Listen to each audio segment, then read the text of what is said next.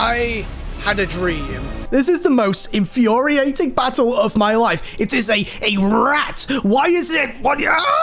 Who beat Pokemon Platinum, arguably the hardest Pokemon game in the series. Oh dear lord, I have to use you, don't I? With only bug types. Okay, Cricket, you should be fast enough to run. No. Now, that last little scene there, it actually fits in rather nicely, as it represents the first challenge with this run, and that is our literal first Pokemon. Kricketot, a Pokemon I care so little about, I literally just nicknamed it Cricket. After boxing our starter, this is what I catch on Route 201. Now this little bundle of utter incompetence knows exactly one attacking move, and that is Bide, a move that requires an extra turn where you're Joe biding your time before unleashing all of your energy. Boom, bang, hit him with the literal no damage, my guy, because Bide is a terrible move. And I know what you're all thinking at this moment.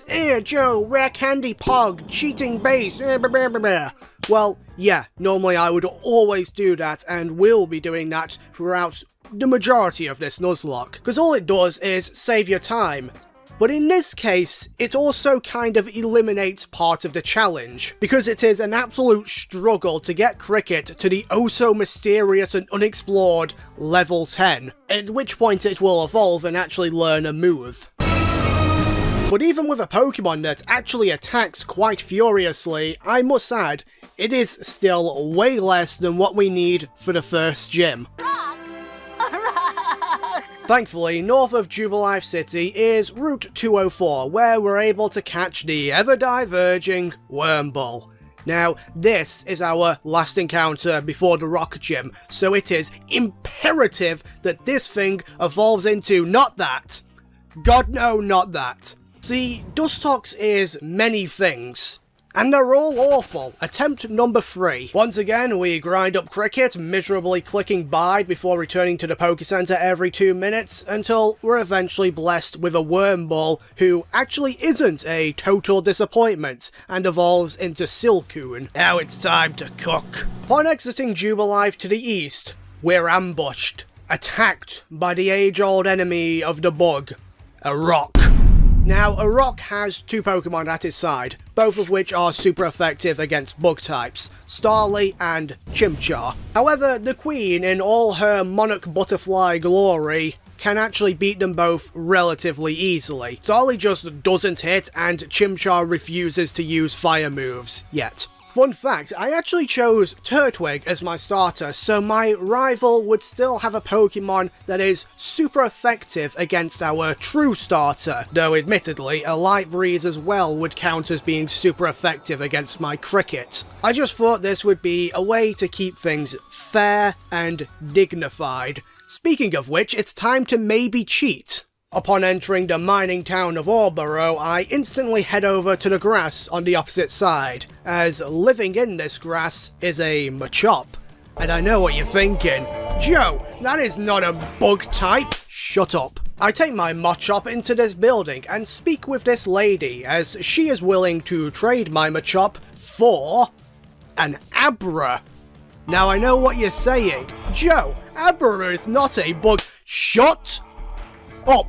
I complete the trade and now have an Abra. Or more specifically, I have Abra's Oranberry it was holding that will make the gym battle against Rourke slightly less painful. Now, whether this is legal or not is kind of up in the air, but whether or not I give a damn about what you think is firmly on the ground. I don't care what you think, this is a bug-only Nuzlocke. So let's just fight Rourke. He leads a Geodude, then an Onix, and finishes off with a Craniados. The first two have the 2x and 4x effective Rock Throw. Geodude, and Craniados hits decently hard while also being pretty tanky for this early in the game. My lovely queen here does have the super effective Absorb, but Absorb only has 20 base power, and we actually don't even KO the Geodude, who is 4 times weak to the move. So rather than just rushing in with the queen and yelling yeehaw super effective damage, we need to find a way to get through the tough exterior of the rocks, maybe use someone who isn't going to be useful later on. Oh hi Cricket, bye Cricket. We start the battle by leading Cricket against Geodude. I taught her Rock Smash so we can actually do decent damage. That's it, that's all I've really got in terms of a plan. Meanwhile, the Geodude sets up the Stealth Rocks, hits us with a Rock Throw before finally getting healed by Rourke. This wastes 1 potion, and because we're actually faster, Cricket can end the fight with 2 more Rock Smashes. Second to the field is Onix, who, while having a pathetic attack, is still kind of rather bulky, as Rock Smash here does very little damage. However, with Rock Smash's effect of lowering defense and the aforementioned weak attack of Onix, not only can we survive the Rock Snake, we're able to KO it, and in addition, waste Rourke's final potion. All that remains is Craniados, who upon entering the battle, immediately knocks out Cricket, rest in peace or whatever. I send out the Queen, who very quickly discovers the pain of competitive Pokemon, losing 50% of her health upon just switching in. Firmly in the battle now though, I use Absorb, which does a very little amount of damage. In fact, by my calculations, it does just half as much as the crit Craniados gets on us next turn. Yes, you could say this thing, Cranio, doesn't mess around. Attempt 4. This time I decide not to just blindly throw my soldiers into the fray without much of a plan, like it's World War I. Well okay, that's exactly what will happen to Cricket, but don't tell him that. For the Queen, I've made sure she's got enough speed EVs to be faster than Craniados, and enough special attack EVs to maximise damage. Unfortunately, very similar to World War I again, all of my planning meant that my 2 brain cells were a bit tired by the time I reached Rourke. As a result, I did not level my team to the level cap of 14. In fact, I only did it up to 12. The consequences of this are twofold. First, Cricket dies much easier, getting critted out by Onix, and this also then leaves the Queen all alone. At least the Stealth Rocks will keep her company. The Oranberry heals a bit of health, and so does the healing effect of Absorb, which KOs Onix, but once again, it's Craniados versus the Queen. This time though, despite being theoretically weaker, the Queen is actually faster, and the Craniados is dumber, using the weaker pursuit for some reason. After we hit a second Absorb that puts Craniados into potion range, we take a very hard headbutt. The AI does then heal, and we're able to get enough health back to live another headbutt. An important fact, cause the next Absorb leaves Craniados with a goddamn ghost frame of health. An irrelevant fact though, because Craniados doesn't crit his headbutt, and we KO it with one last Absorb, getting us the first gym badge. We did it! We did it! We did it! Yay! Okay, so some of you are probably looking at the time bar now and realising it took forever to just get 1 badge, and you are probably regretting your choice to watch this video. But let me make this clear. You should regret your choice, but this Nuzlocke is about to speed up. Soon. First, before any gyms, we have to catch some more friends, and like any socially capable person, I'm going to do this by slavering my honey on very specific trees and waiting, like a normal person. Ah yes, honey trees, the finest fly traps of the plant world, luring in all kinds of juicy bugs for me to steal and consume, use in battle. Unfortunately, honey trees were coded by an absolute deplorable human being. You only get 1 encounter every 6 hours or so, cause nothing is more fun than waiting. Plus the encounter rates differ. To get around this, I choose a more practical approach. I assigned every honey tree bug Pokemon a number. Then I would catch a random Pokemon. Following this, I would use a random number generator and turn the caught Pokemon into whatever honey tree Pokemon corresponded with the number the random number generator provided. So here I was able to get one encounter for the Floraroma Meadow Honey Tree and the other with the Valley Windworks Honey Tree. They were a Burmy I named Mayame and a Combi I named Bean. Should also be established the stats, nature and gender of the Pokemon I caught will still represent the bug type Pokemon they turn into, though that should be obvious given who and who'n't these two evolve into. Regardless, I used the new team to battle and almost lose to Commander Mars. Her Zubat poisons and nearly kills Bean, while her Perugly just smacks us around for way too much damage. Mayame, however, is able to clutch the KO, so maybe not too worthless for this early game. Once we have a bigger team though, he is gonna fall off quickly. Next up is Eterna Forest, and again, I know what you're thinking. Plenty of bugs here, haha, no. No, not all. What is present is a complete joke of a fight, as the lady that decided to tag along with us and I need to fight a double battle against a Pachirisu and a Beautifly, two Pokemon with super effective moves against us. An absolutely awful matchup when you consider our team is comprised fully of flying bugs. There was literally nothing I could have done here.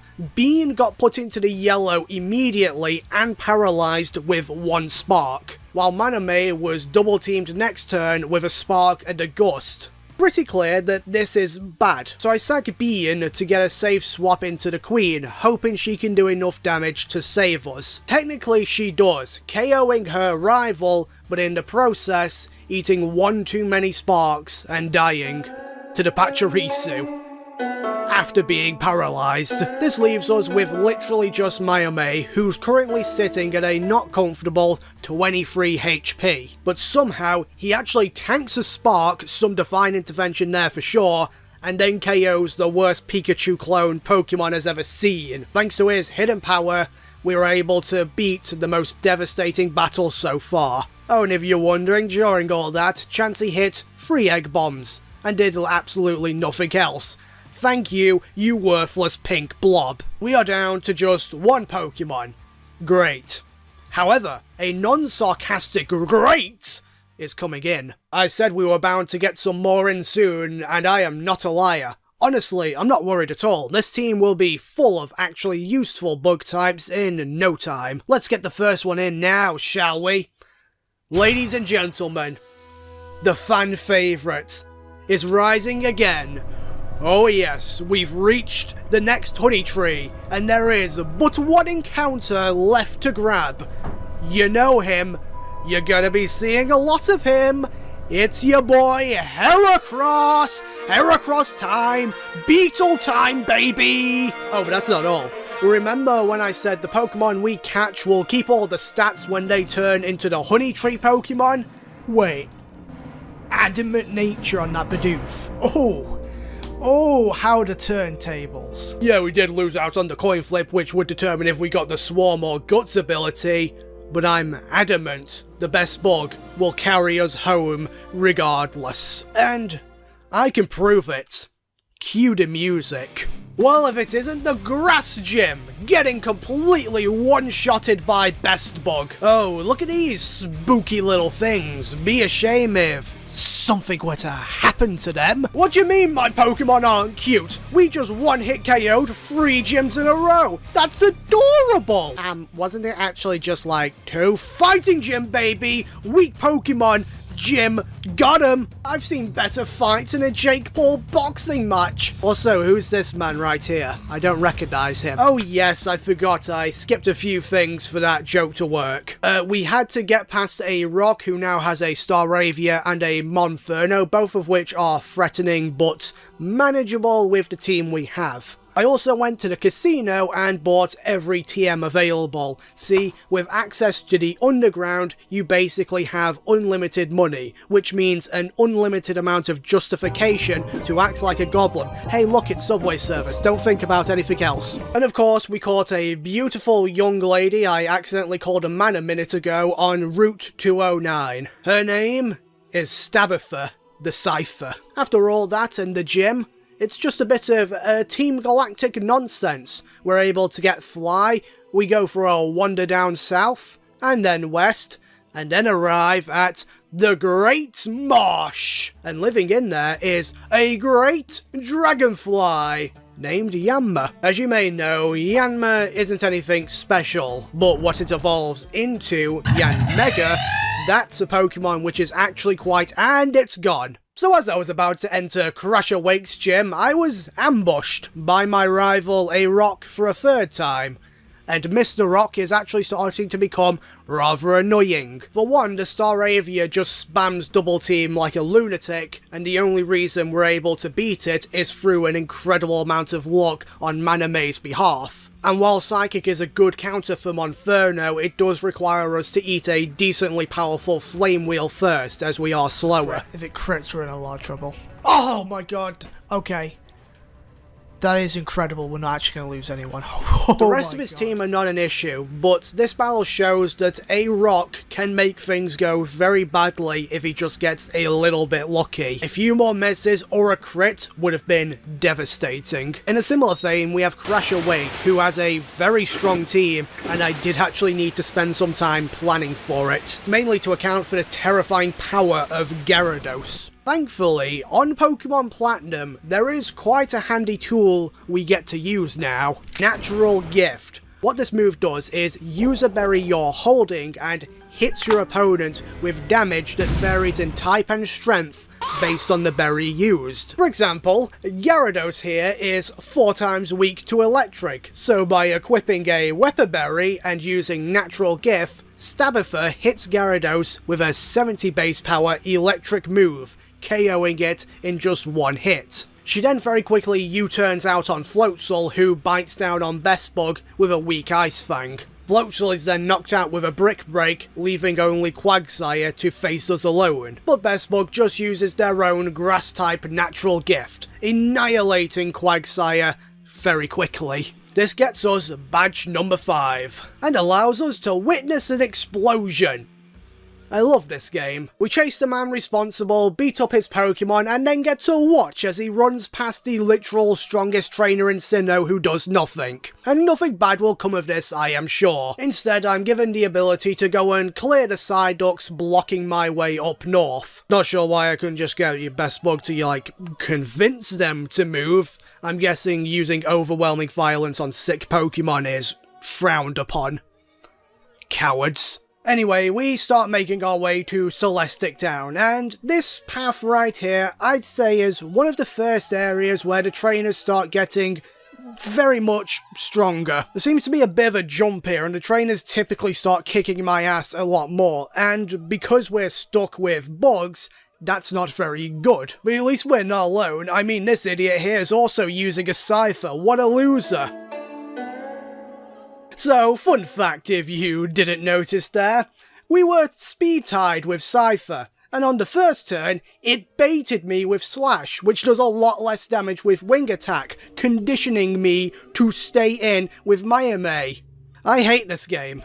Now, once we do reach Celestic Town, rather than just, you know, be happy, pick up the choice specs in this building, and a few other good items, and beat up Cypress for the first time, who has a Golbat, which is very scary, and is soon going to evolve into the much, much bigger problem, we have to bury Mayame, the only one that could actually use choice specs, and is a good counter to any bat-related issues.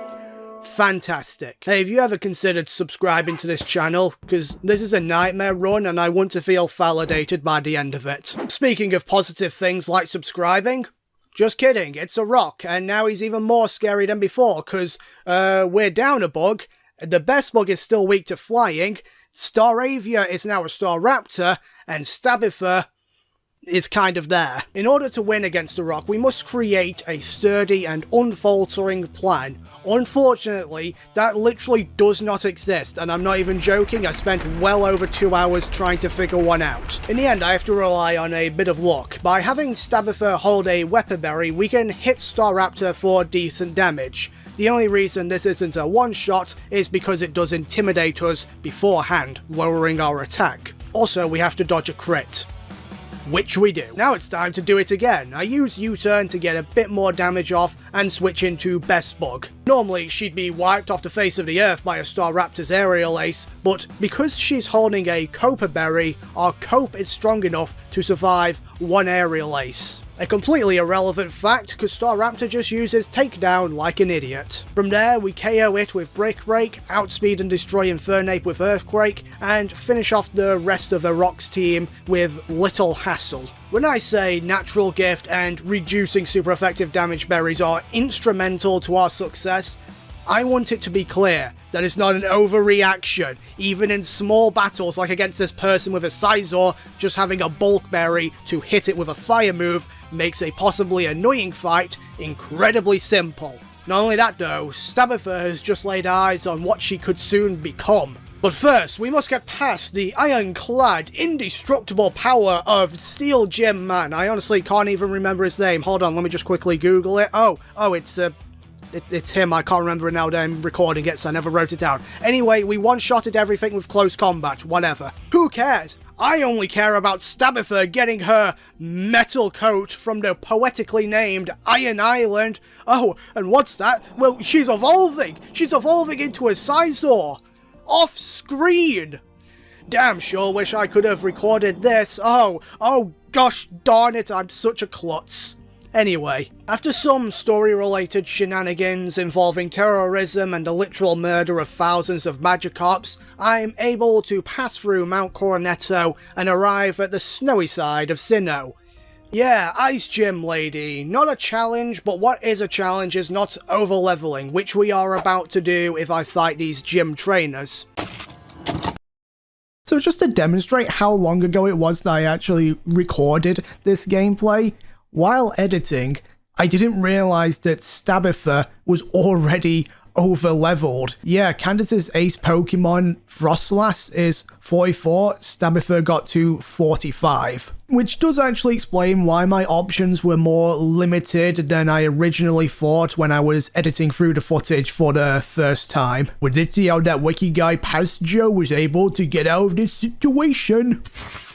To avoid this though, I pulled out the old small ant beating Pokemon Platinum without taking any damage video, just so I could check the pass to get to Candace unimpeded. See, you may have noticed something. I've only had 2 Pokemon for a while now, hence the almost over-leveling. Wonder when I'll get some more. Sure looking forward to it, but whatever. Punch, slash, slash, swear, get very scared, slash, punch, punch, done. 7 gym badges down, yay. Before we can get to the final one, we have a bit of cleanup to do. And by that I mean, oh god, we have to fight Cypress twice. I'll skip the first one because nothing much happens except for the fact his Crobat is faster than both of my Pokemon. And can also do a lot of damage. Yeah, remember when I said this thing was going to be scary? This is it. So what am I talking about though? I'm trying to beat Pokemon Platinum with just bug types. I can't afford to be afraid of a mere bat. Ah! 2 bats! And my Heracross died and lost its name! Oh, the humanity! Oh no, wait, no, false alarm. That was a Rocks Heracross, who I literally do not care about in the slightest. That was the normally terrifying double battle at Mount Spear. Not to be narcissistic or anything, but my plan was honestly as good as the Russians' plan to run into the same minefield 5 times in a row was stupid. Stabitha with her steel type can resist most attacks, and just in general, she can take a lot of hits like a champ. In addition, she has the move Roost, so we can also then just heal whenever we feel like. The next component of my plan, Swords Dance, ensures that the few problems that do appear can be taken out swiftly. For example, and this is the smartest thing I've ever come up with, KOing a Rock's Munchlax. Yeah, I commit Caesar on this thing early in the battle so it can be replaced with a Pokemon who isn't completely worthless. It's then just a very simple case of clicking the attacking move like a bot until all my problems and a good portion of a Rock's team are gone. But enough of that, the plot is happening. Blah blah blah, hey, it's me, the devil from the Bible. I'm opening a portal to the distortion world. Why? I don't know, I'm just here. Okay, time to hop into the most difficult fight in all of Pokemon, probably don't at me. Cypress Free. So as we're traversing Giratina's home, let me go over the problems and the play. The problems are all of these. Significant. The play is, if we can KO the lead Houndoom with Best Bug, it will allow us to then use a Weapon Berry boosted natural gift to one-shot the Honchkrow that will try to use Drill Run on us next turn. Following that is by far the riskiest part, and that is switching to Stabitha and beating Crobat. Given that we can heal with Roots and have a Person Berry to cure Confusion, it's reasonably possible to do this. Gyarados will block our way after that, and I'm planning that Stabitha will be able to stall that out as well and eventually get the KO, and hopefully she'll be able to do the same with Weavile. Now, some of you may have noticed there's a fair few holes in that plan. Well, don't worry, we're gonna cross that bridge when we get to it. Oh look, here we are. Let's begin my flawless plan without flaws. Part 1 is all fine, we KO'd a Houndoom. Okay. It's very nice, I like this, I like where this is going, and it's all gone wrong. Hello, Crobat. You will definitely outspeed and kill me, meaning I must send out Stabitha, who is then locked in for both the Crobat and Honchkrow, because if I try to send Best Bug out against Honchkrow, it's gonna die. Honchkrow also has Heat Wave, by the way. For all these reasons, I decide the best bet here is to set up Swords Dance with Stabitha and continually roost off any damage so I can take out both Pokemon. This is the only real strategy I could actually come up with here. However, cue the sad music. It was not.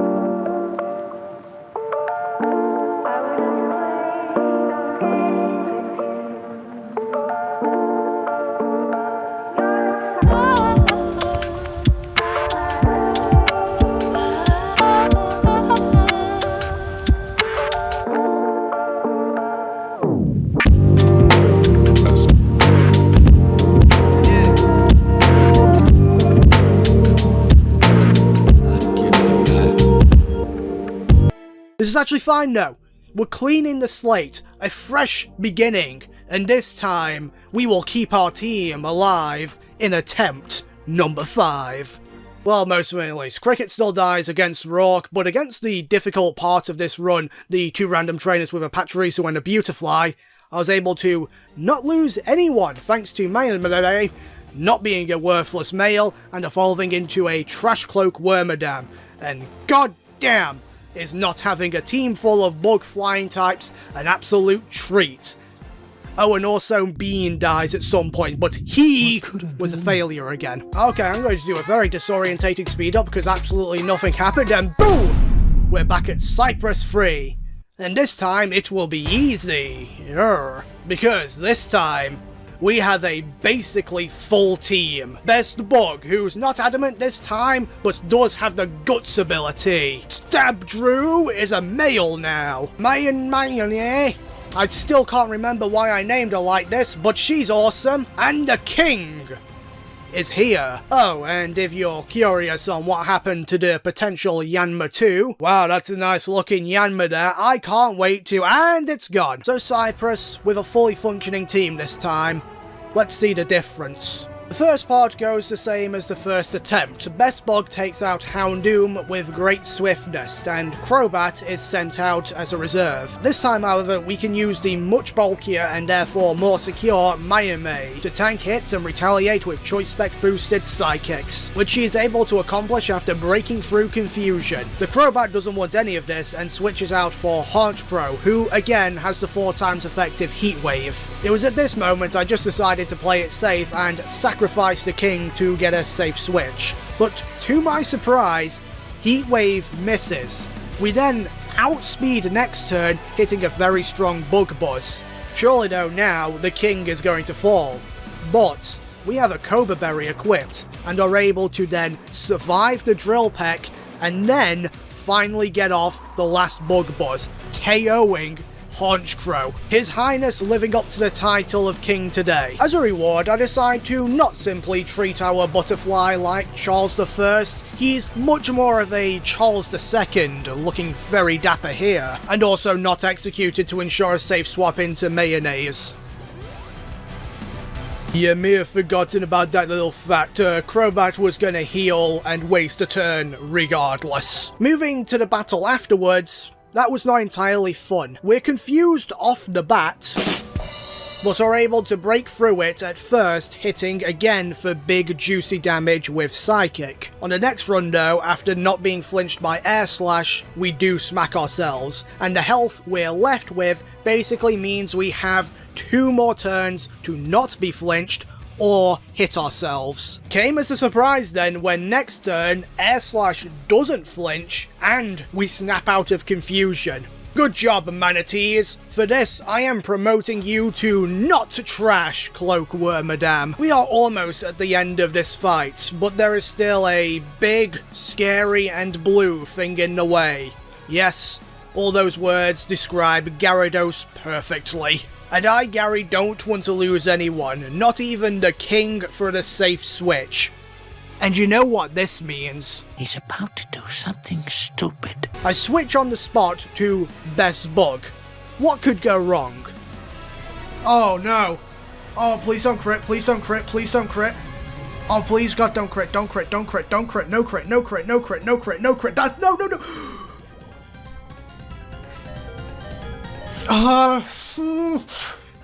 Yeah, if that had critted, it would be all over. But it didn't, so Best Bug gets off the super effective natural gift and Stabitha walls Weavile endlessly, giving us an easy end to the most difficult battle thus far. With the challenge over, Cypress just kind of walks off into the void, and I'm assuming just starves to death within the Distortion Realm. Giratina is then caught as a reward for saving the day.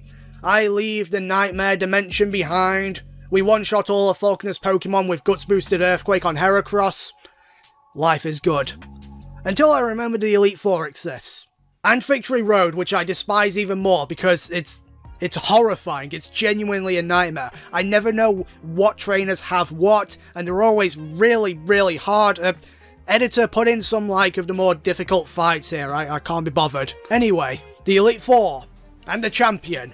The 4 most powerful trainers in the world, and Aaron, who uses bug types, like a loser. Can I, Bug Trainer Extraordinaire Joe, chaddest of the chads, find a way to take these glorious little insects to the halls of victory and beat this awful, awful mistake of a challenge?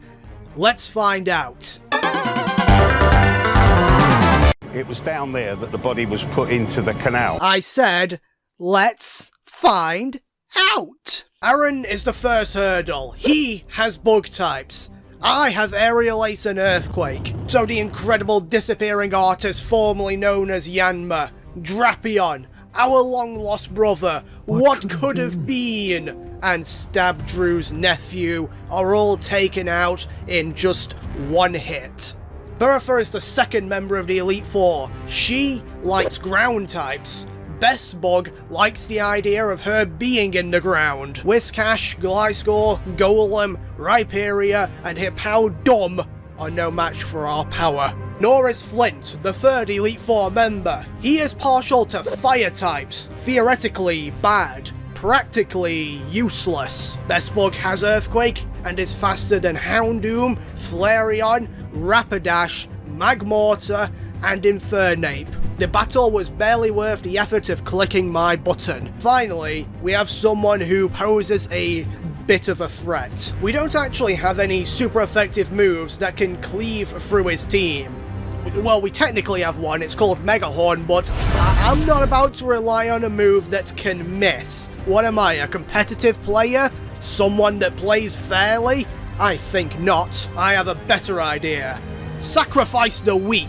We lead the king, who's coming right off his high of being alive after Cypress. I use him to take out Mr. Mime. Not really an issue here. One Choice Specs boosted Shadow Ball and it falls. What comes out next is a problem. It's Gallade, the scariest Elite Four member by a long shot. This thing has Stone Edge, and I wasn't actually expecting it to come out this early, so I'm forced to just click Shadow Ball again.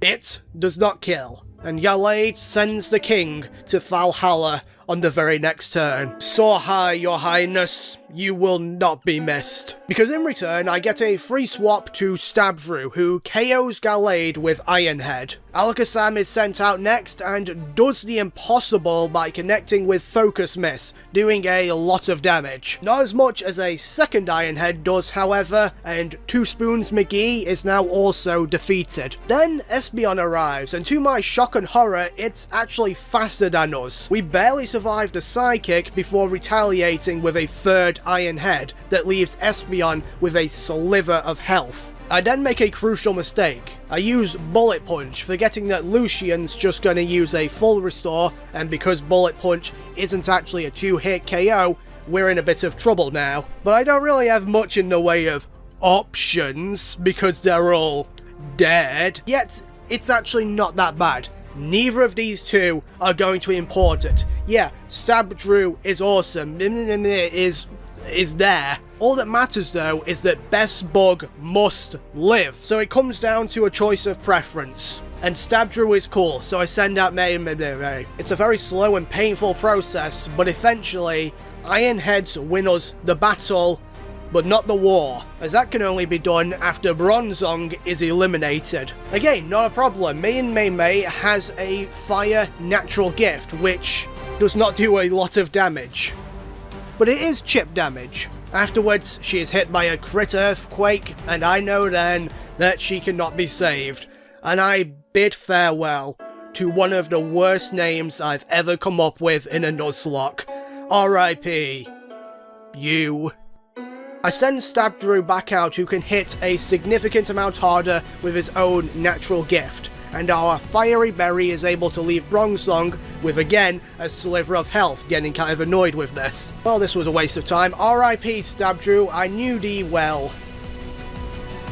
And I'll keep knowing you well. Your acquaintance is cherished and loved, my friend. One brick break later, and we've won. Only suffered a 50% casualty rate in the Elite Four. Not too shabby if I do say so myself. Let us now, confidently and elegantly, make sure I've checked that I've healed Best Bug so we don't have to repeat of what happened last time. Okay, right, this looks good. Everyone meant to be dead is dead. And Best Bug's health is full, and I'm going to cure the poison. We don't need guts for this last fight. Yes. Everything is coming into place. Behold, the champion Cynthia, famed for her beauty and toughness. But watch as I provide a miserably anticlimactic battle. See, Cynthia's biggest weakness is her starting Pokemon, the underwhelming Spiritomb, a Pokemon that is so easy to set up Sword Stance on, it might as well not be there. Then, one Payapa Berry ensures we live the Psychic no matter what, and what we're left with is Best Bug the Heracross, who is faster than everyone on Cynthia's team and strong enough to one-hit KO all of the champion's Pokemon. And it is oh so glorious. I want to thank you all for watching my Nuzlocke video. I understand this one may have been a bit long to get started as well, but there were so many interesting little things and battles that I wanted to include. Plus, there was the whole second attempt Shambuckle. Yeah, that was a painful thing, man. I'm getting off track. If you have enjoyed, I highly encourage you to subscribe to this channel so you can stay up to date with all my videos. And in fact, if you're willing to stick around, maybe you want to also support me on, I don't know, Patreon maybe? Not a bad idea if I do say so myself. We can look at some lovely names in just a moment of other people that have supported me. But obviously don't feel inclined to, it's completely up to you. Oh, and one last thing, I'm actually streaming my videos now over on Twitch. Link in the description again, so yeah, if you want to watch me fail live,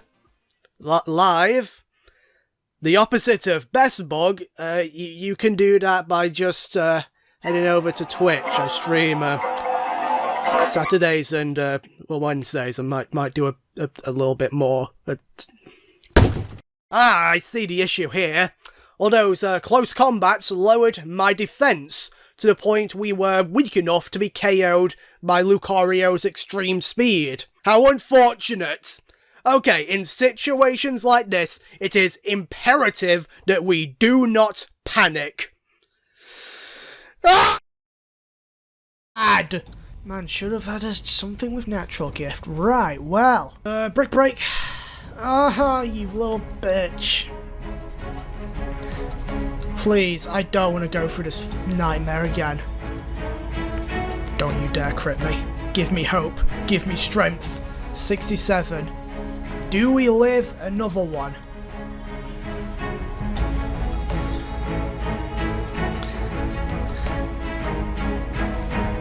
Or do we kill with bullet punch?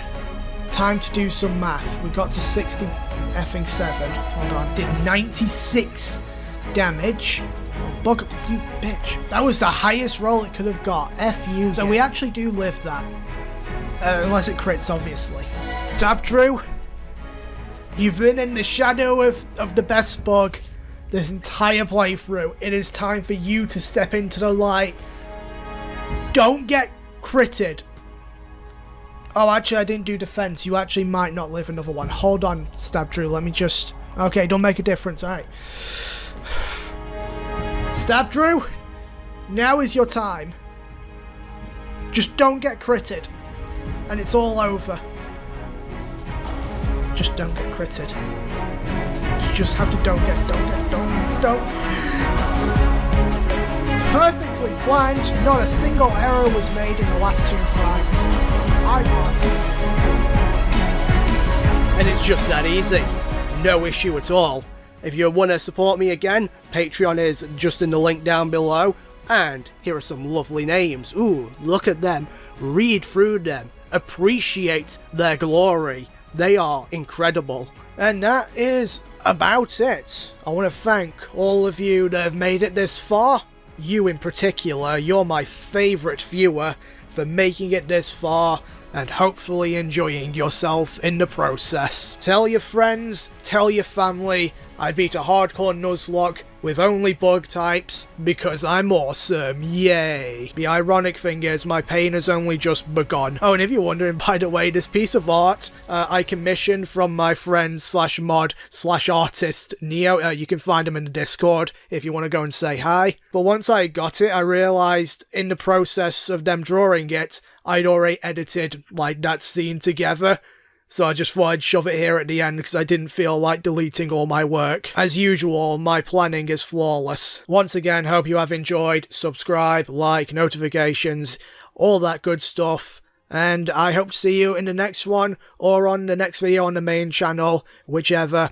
See you all later. Have a fantastic day. Bye bye.